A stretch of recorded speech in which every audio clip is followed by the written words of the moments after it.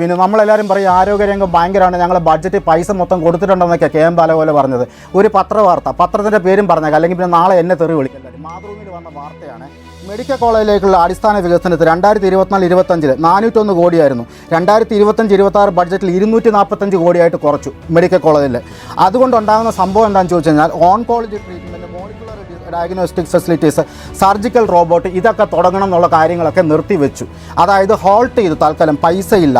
30 ലക്ഷം blood ബാങ്കിന് കൊടുക്കണമായിരുന്നു, അത് 50% വെട്ടിക്കുറച്ചിട്ട് 15 ലക്ഷമായിട്ട് വെട്ടിക്കുറച്ചു. ഇതിനെല്ലാം പുറമെ തിരുവനന്തപുരം റീജിയണൽ ക്യാൻസർ സെൻ്ററിലേക്ക് അലോക്കേറ്റ് ചെയ്തിരുന്ന 73 കോടിയിൽ നിന്നും 36 കോടിയായിട്ട് വെട്ടിക്കുറച്ചു. മലബാർ ക്യാൻസർ സെൻ്ററിൽ 26 കോടിയിൽ നിന്നും 14 കോടിയായിട്ട് വെട്ടിക്കുറച്ചു. അതുപോലെ തന്നെ കൊച്ചി ക്യാൻസർ സെൻ്ററിൽ 14.5 കോടിയിൽ നിന്നും 9.5 കോടിയായിട്ട് വെട്ടിക്കുറച്ചു. ഇതിനെല്ലാം കഴിഞ്ഞിട്ട് ഞാൻ പറയാം, നമുക്കെല്ലാം അറിയാവുന്ന ഒരു സീനിയർ പത്രപ്രവർത്തകൻ തൃശ്ശൂർ ഹാർട്ട് അറ്റാക്കുമായിട്ട് ബന്ധപ്പെട്ട് ചികിത്സയിൽ തൃശ്ശൂർ മെഡിക്കൽ കോളേജിൽ പോയിട്ട് അന്വേഷിച്ച് കഴിഞ്ഞപ്പോൾ കഴിഞ്ഞ 6 മാസമായിട്ട് ഹാർട്ട് സർജറി നിർത്തിവെച്ചേക്കാണ്. അവിടെ കൃത്യമായിട്ട് നിയമനം നടന്നില്ല. 2 പേരെ നിയമിച്ചു. അവർ നടത്തിയ ആ സർജറിയിൽ ചില പാകപ്പിഴകളുണ്ടായി. അതുകൊണ്ട് സർജറി മൊത്തം ഹോൾട്ട് ചെയ്ത് വെച്ചേക്കുക. മുമ്പേ ഒരു CAG റിപ്പോർട്ട് ഇവിടെ ചൂണ്ടിക്കാണിച്ചല്ലോ. ആ CAG റിപ്പോർട്ടിൻ്റെ അകത്തൊരു കാര്യം പറഞ്ഞിട്ടുണ്ട്. 7000 health work force vacancy fill ചെയ്തിട്ടില്ല കേരളത്തിൽ. 7000 പേരുടെ കുറവുണ്ട്.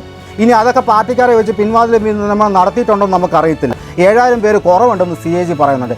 ഇത് വെച്ചിട്ടാണ് ഈ ഓട്ട അടച്ചുകൊണ്ടാണ് ഈ ഷോ മൊത്തം നടത്തിക്കൊണ്ടിരിക്കുന്നത്. ഇനി ഇന്ന് മുമ്പേ പറഞ്ഞത് ഈ മന്ത്രിമാരൊക്കെ എന്തിനായി വെളിയിൽ പോകുന്നത്, സ്വകാര്യ ആശുപത്രി മന്ത്രി ഈ അടുത്തിടെ മാത്രം പോയ മന്ത്രിമാരുടെ പേര് പറയുന്നില്ല. കാരണം പറഞ്ഞ് അവരുടെ ഭാര്യയും മക്കളുടെയും പേര് പറയേണ്ടി വരും. അവരും ഈ സർക്കാർ ചെലവിൽ ചികിത്സയിൽ പോയിട്ടുണ്ട്. ഒരു മന്ത്രി അദ്ദേഹത്തിൻ്റെ ഭാര്യ കൊച്ചിയിൽ, മറ്റൊരു മന്ത്രി കൊച്ചി, ചെന്നൈ, കോയമ്പത്തൂർ, അദ്ദേഹത്തിൻ്റെ ഭാര്യ എറണാകുളത്ത്, പാലക്കാട്, മറ്റൊരു മന്ത്രിയും ഭാര്യയും തിരുവനന്തപുരത്ത്, ഒരു മന്ത്രിയുടെ മകൻ കൊച്ചിയിൽ, ഒരു മുൻ മന്ത്രി അദ്ദേഹത്തിൻ്റെ അമ്മ, ഭാര്യ, മകൾ തിരുവനന്തപുരത്ത്. ഇതിനെല്ലാം പുറമെയാണ് മുഖ്യമന്ത്രി ചെന്നൈ അപ്പോളോ ഹോസ്പിറ്റലിൽ പോകുന്നത്. അതുകൂടാതെ അവിടെ അമേരിക്കയിൽ പോയി മായോ ക്ലിനിക്കിൽ പോകുന്നത്. വിനു, ആരെയാണ് ഇവർ ഈ പറഞ്ഞ് പറ്റിക്കുന്ന കേരള നമ്പർ 1 എന്ന് പറഞ്ഞിട്ട്? വിനു, ഒരു കാര്യമുണ്ട്, ഒരു സംസ്ഥാന സർക്കാരിൻ്റെ ഏറ്റവും വലിയ ക്രെഡൻഷ്യൽ വേണ്ട, അതായത് ഗ്രാവിറ്റിയുള്ള, ഏറ്റവും കൂടുതൽ പ്രയത്നം വേണ്ട ഒരു 2 വകുപ്പ് ഏതാണെന്ന് ചോദിച്ചു കഴിഞ്ഞാൽ ആരോഗ്യ വകുപ്പും ആഭ്യന്തര വകുപ്പാണ്. ആഭ്യന്തര വകുപ്പിൻ്റെ കാര്യം പറയേണ്ട ആവശ്യമില്ലല്ലോ. എങ്ങോട്ട് തിരിഞ്ഞാലും ഗുണ്ടകളെ ഉള്ളൂ, ലോക്കപ്പ് മരണങ്ങളേ ഉള്ളൂ. ഏറ്റവും കൂടുതൽ പരാജയപ്പെട്ട വകുപ്പാണ് ആഭ്യന്തര വകുപ്പ്. 80-82 പോലീസുകാർ വരെ ആത്മഹത്യ ചെയ്തിട്ട്. രണ്ടാമത്തെ ഏറ്റവും പ്രാധാന്യമുള്ള ഒരു വകുപ്പാണ് ആരോഗ്യ വകുപ്പ്. ഈ ആരോഗ്യ വകുപ്പിൽ ഇപ്പോൾ സംഭവിച്ചുകൊണ്ടിരിക്കുന്ന കാര്യങ്ങൾ എന്താണ്? മന്ത്രിയുടെ ഇൻകേപ്പബിലിറ്റി എന്താണ്? എന്തെങ്കിലും പറഞ്ഞു കഴിഞ്ഞാൽ അവർ കുറേ ഡാറ്റയും കൊണ്ടുവരും.